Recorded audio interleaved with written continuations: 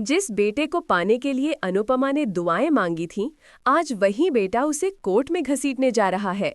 हाँ, आपने सही सुना। आर्यन, जो हाल ही में अनुपमा की जिंदगी में वापस आया था, अब उस पर मानसिक उत्पीड़न और परवरिश से इनकार करने का आरोप लगा चुका है। कहानी की शुरुआत होती है एक लीगल नोटिस से। अनुपमा के हाथ में जब ये नोटिस आता है तो उसके हाथ कांपते हैं। वो पढ़ती है, अनुपमा जोशी के खिलाफ शिकायत कि उन्होंने जानबूझकर अपने बेटे को जन्म के तुरंत बाद त्यागा और उसकी मानसिक स्थिति को नुकसान पहुंचाया। पूरा शाह हाउस दंग। पाखी और वनराज फिर से वही राग अलापते हैं। पुरानी गलतियों का भुगतान अब करना ही पड़ेगा।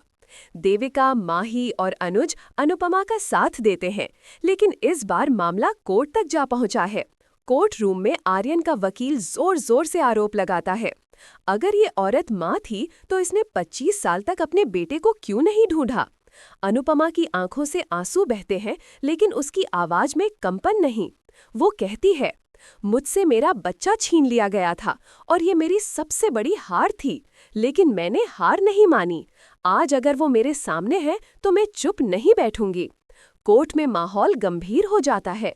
गवाह के तौर पर डॉक्टरों और हॉस्पिटल स्टाफ के बयान सामने आते हैं, जिसमें साफ होता है कि अनुपमा को जानबूझकर झूठ बताया गया था कि उसका बच्चा मरा हुआ पैदा हुआ।